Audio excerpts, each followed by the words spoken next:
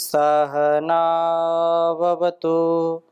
सहनौ भुनक्तु सह वीर्यं करवावहै तेजस्विनावधीतमस्तु मा विद्विषावहै। ओम शांति शांति शांति। वैदिक जीवन पद्धति की इस कक्षा में आप सभी का हार्दिक स्वागत है, अभिनंदन है। वेद सब सत्य विद्याओं का पुस्तक है। वेद का पढ़ना, पढ़ाना, सुनना, सुनाना तथा अपने आचरण में लाना हम सबका परम कर्तव्य है। हमारा जीवन श्रेष्ठतम हो, ज्येष्ठतम हो, महानतम हो, इसके लिए हमको मनसा वाचा कर्मणा वेद के बताए गए रास्ते का, वेद के बताए गए पथ का आलंबन लेकर के उस परम पिता परमेश्वर का आलंबन लेते हुए सदगति को प्राप्त होना है। ऐसा शिव संकल्प, ऐसा सामर्थ्य, ऐसा विवेक हमारे अंदर जागृत हो जाए तो हमारा जो नीरस जीवन है वो सरस हो जाए, सरल हो जाए, सहज हो जाए।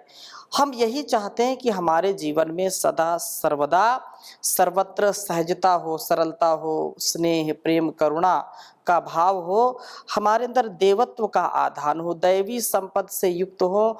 जो हमारे अंदर का असुरत्व है वह नाश उसका हो जाए। हम सच्चे आचरण करने वाले बने। जो वेद का तथ्य सत्य है उसको हम धारण करें और ऐसे गुणकर्म स्वभाव से अपने को ओतप्रोत करते हुए, ऐसे आभूषणों से अलंकृत होते हुए हम सच्चे आचार्य बने। आचार्य का जो जीवन है अत्यंत महनीय होता है। इस महानतम जीवन का जो विशेषकर हमारे लिए और इस संसार के लिए कल्याणकारी है, जो हर प्रकार से सदाचारी बन करके जीवन का निर्वाह करता है, वही वास्तव में सच्चा आचार्य होता है। आचार्य के गुण के विषय में पहले भी चर्चा आई थी एक मंत्र में, पुनः इस मंत्र में यह चर्चा आई है। उसका हम इस एक वेद मंत्र के द्वारा क्या अभिप्राय उसको समझने का प्रयास करते हैं। ओम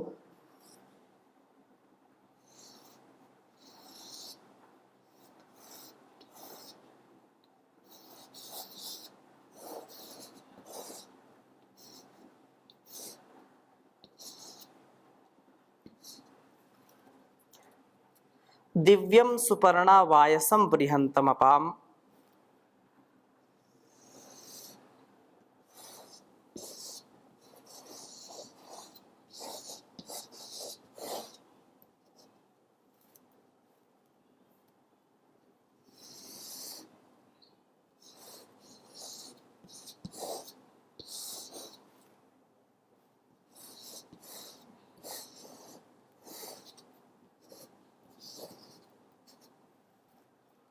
वायसम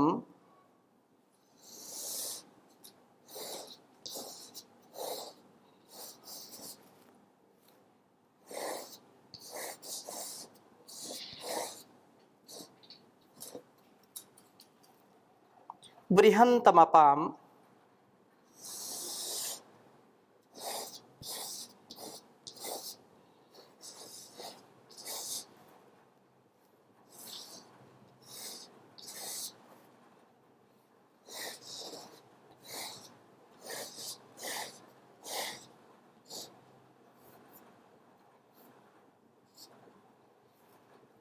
गर्भम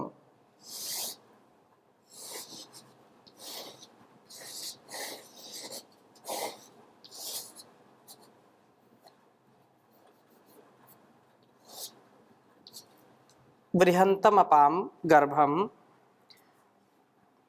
दर्शतमोषधीनाम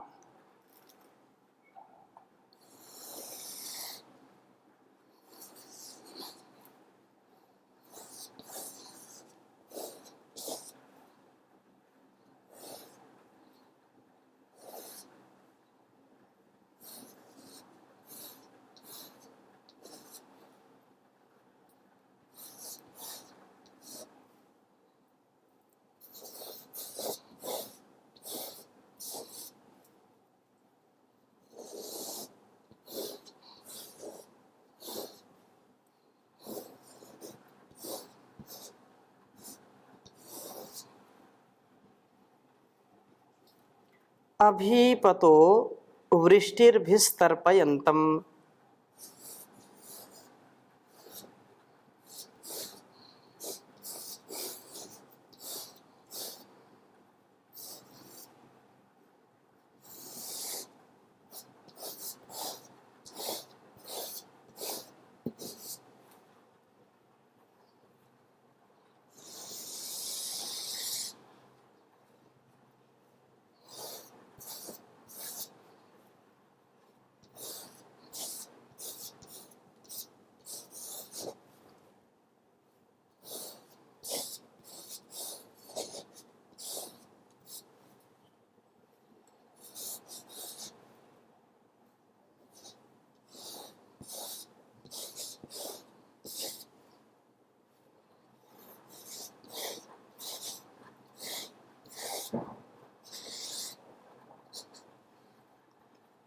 वृष्टिभिस्तर्पयन्तम् सरस्वन्तम् अवसे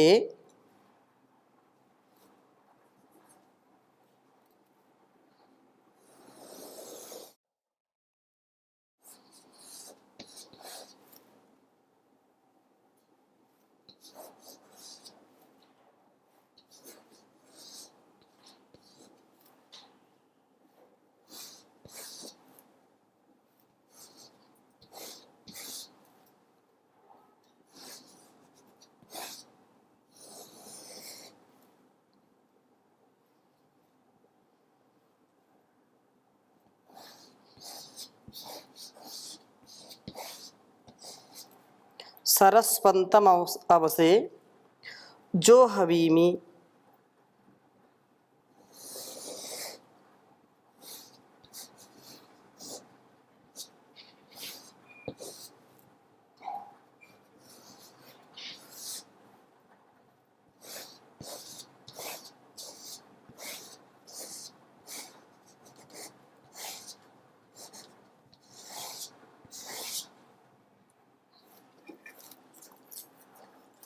ओम दिव्यम सुपर्णम वायसम बृहंतमपाम गर्भम दर्शतमोषधीनाम अभिपतो वृष्टिभिस्तर्पयन्तम् सरस्वन्तम अवसे जो हवीमि। बहुत ही सुंदर वेद मंत्र है और यह वेद मंत्र में कुछ लोगों का कथन था कि वेद मंत्र की संख्या और उसका मंडल भी लिख दें, तो मैं लिख देता हूँ। ऋग्वेद के प्रथम मंडल का 164वें सूक्त का यह 52वां मंत्र है। 164 ओम दिव्यम सुपर्णम वायसम बृहंतमपाम गर्भम दर्शतम ओषधीनाम अभिपतो वृष्टिभिस्तर्पयन्तम् सरस्वन्तम अवसे जो हवीमि। बहुत सुंदर बात कही है। ओम दिव्यम सुपर्णम वायसम बृहंतमपाम गर्भम दर्शतमोषधीनाम अभिपतो वृष्टिभिस्तर्पयन्तम् सरस्वन्तम अवसे जो हवीमि। वेद मंत्र का भावार्थ समझने का प्रयास करेंगे। आचार्य का जीवन कैसा होता है, इस वेद मंत्र में आचार्य के गुणों का वर्णन किया है कि आचार्य कैसा होता है। पहली बात, सरस्वंतम, ज्ञान के समुद्र आचार्य को, अर्थात ज्ञान का आधार होना चाहिए। आचार्य के अंदर ज्ञान की पराकाष्ठा होनी चाहिए, ज्ञान की उच्च चेतना में उसका जीवन व्यवस्थित होना चाहिए। और अवश्य रक्षा के लिए जो हवीमी पुकारता हूं, ज्ञान मनुष्य की रक्षा करता है, उसे पापों से बचाकर अंत में मोक्ष प्राप्त कराता है। प्राचीन काल में विद्यार्थी आचार्य को पुकारता था और आचार्य से स्वीकृति मिलने पर उसके सामने उपस्थित होकर के श्रद्धा से ज्ञान का श्रवण करता था। आज की जो परंपरा है, इस परंपरा से कहीं ज्यादा जो गौरवशाली परंपरा गुरु शिष्य परंपरा, जहां पर संपूर्ण जीवन पूरी दिव्यता से जीने का सामर्थ्य आचार्य से हमको मिलता था, गुरु से मिलता था। क्योंकि ऐसी अवस्था में हम 8 वर्ष की आयु से 25 वर्ष तक की आयु तक गुरुकुल में रहते थे, और गुरुकुल में रह करके वर्षों वर्षों जिस त्याग तप श्रद्धा भक्ति और जप तप का जो अनुष्ठान करके व्यक्ति का जीवन देदीप्यमान बनता था, और पूरे समाज और संसार के जो कुटिल या ऐसे जो कुविचार हैं, कुसंस्कार हैं, उनसे वो अछूता रहता था, जिससे उसके जीवन में नैर्मल्यता का भाव स्थापित हो जाता था, पूर्ण रूप से निर्मल होता था वह। और यही बात कही है कि आचार्य की विशेषताएं जो होती थी वो शिष्य के जीवन में भी घटित होती थी। अब वैसे आचार्य भी नहीं है, वैसे शिष्य भी नहीं है, परंतु नितांत इसका अभाव नहीं है। हमारे बीच में हमारे लिए जो साक्षात एक उदाहरण है परम पूज्य श्री स्वामी जी महाराज, परम पूज्य आचार्य श्री जी, और यहाँ इस वैदिक गुरुकुलम पतंजलि योगपीठ में जो अनुष्ठान चल रहा है, वहाँ त्याग तपस्या से अपने जीवन को तराशने का कार्य जो हो रहा है, और समर्थ गुरुओं के सन्निधि में वह नितांत आवश्यक है आज के समाज के लिए। तभी माता पिता से और राष्ट्र से और अपने संस्कारों से, संस्कृति से जो प्रीति रखने वाले लोग हैं, उनके लिए अत्यंत महनीय यह धारण करने योग्य शिक्षा है। उसके लिए आचार्य का जीवन कैसा होता है, उसके विषय में यहाँ पर चर्चा की है कि दिव्यम, दिव्यम सबसे पहली बात दिव्यता होनी चाहिए। आचार्य दिव्य हो, वह दिव्य गुणों से युक्त होकर के अपने में अवतरित जो दिव्यता है, उसी दिव्यता से सबको ओतप्रोत करे, सबका जीवन बहुत अच्छी प्रकार से महकाए। और दूसरा क्या है, सुपर्णम, विद्यार्थियों का उत्तम प्रकार से पालन करने वाला हो। विद्यार्थी बहुत अच्छे हों, लेकिन उसके साथ साथ आचार्य भी बहुत दिव्य गुणों वाला होना चाहिए, जो विद्यार्थियों की पालना करे, और उसमें विद्यार्थियों में उत्तम पालना के साथ साथ उत्तम आचरण का भी, उत्तम बल बुद्धि का भी विकास कराए, उनका आधान कराए। वायसम, तीसरा गुण क्या है आचार्य का, वायसम, अर्थात वयगतो, आचार्य क्रियाशील होना चाहिए। आचार्य का गुण कैसा हो, वह पुरुषार्थी हो। परम पूज्य श्री स्वामी जी महाराज को हम देखते हैं, अखंड प्रचंड पुरुषार्थ और विकल्प रहित संकल्प। एक बार संकल्प ले लिया तो कोई उसमें विकल्प नहीं, अपने सामर्थ्य से कई गुना पुरुषार्थ करना, सेवा करना, ये आचार्य का गुण होता है। जो आचार्य केवल बैठे बैठे आदेश देता है और कुछ नहीं करता है, तो कालांतर में उसका भी जीवन बड़ा कठिन हो जाता है। तो स्वयं भी वह पुरुषार्थ करे और पुरुषार्थ करने की प्रेरणा दे। केवल प्रेरणा देता रहे और स्वयं ना करे तो उसका प्रभाव ज्यादा होता नहीं है। आचार्य यदि 100 कदम चलता है, 100 काम करते हैं वे, तो फिर विद्यार्थी, उनके शिष्य भी कुछ काम करने के लिए प्रेरित होते हैं कि जब हमारा आचार्य 100 कदम चल रहा तो कम से कम 10 कदम तो हम चलें।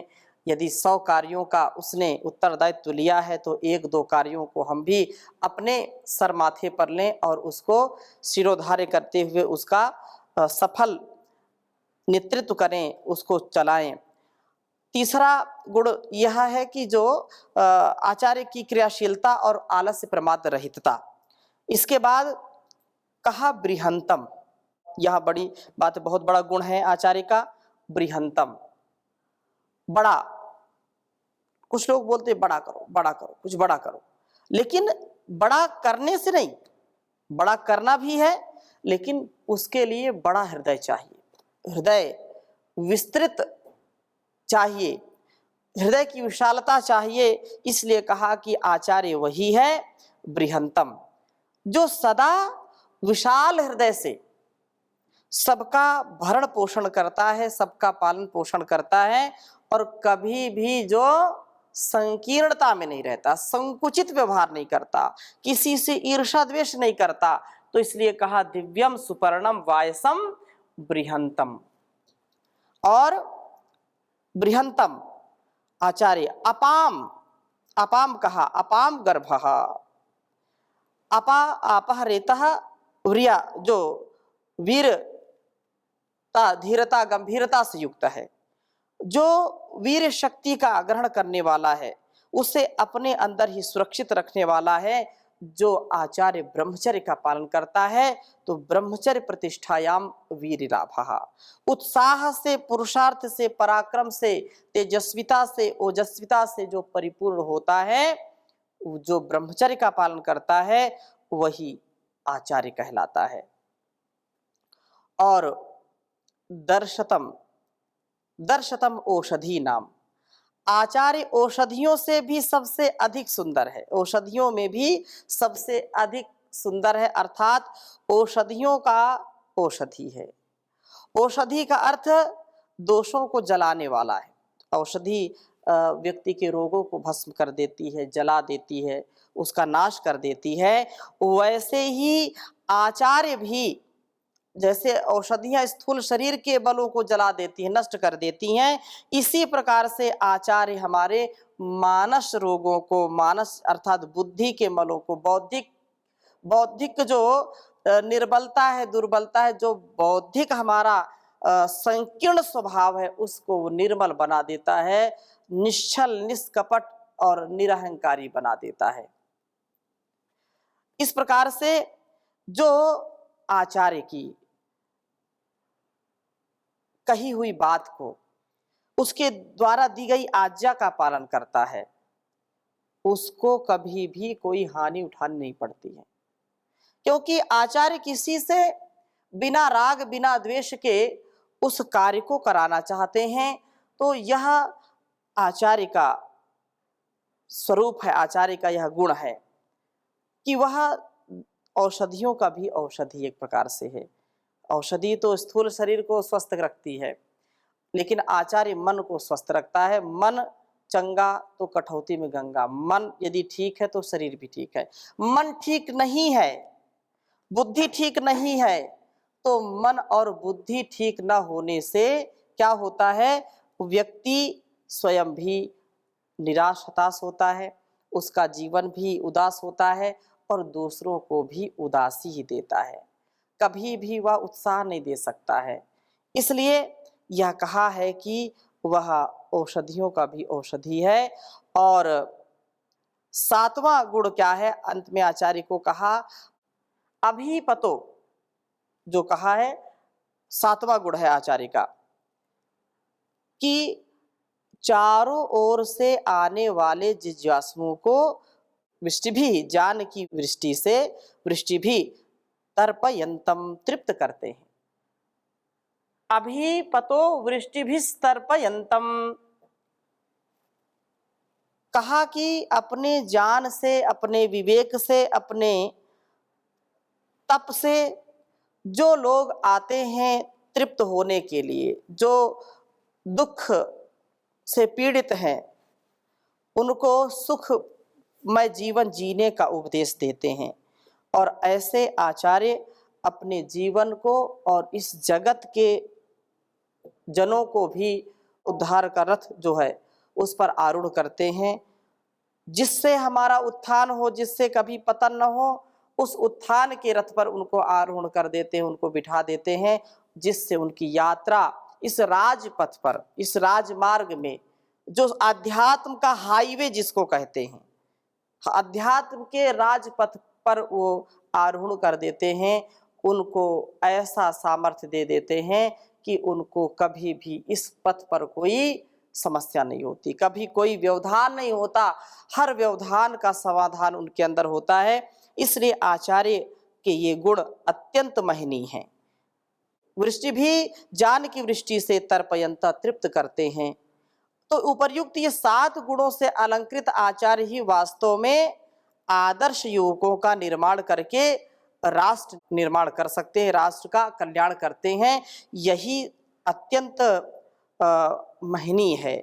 चाहे भगवान राम हो, भगवान कृष्ण हो, चाहे महर्षि दयानंद हो या अन्य हमारे ऋषि मुनि हो, जितने भी ऋषि ऋषिकाओं की हम चर्चा करते हैं, उनके आचार्यों ने उनको युवा अवस्था में इतना ज्ञान विज्ञान प्रदान किया जिससे उनका जीवन महान बना और उन्होंने जहान को भी महान बनाने का महान कार्य किया।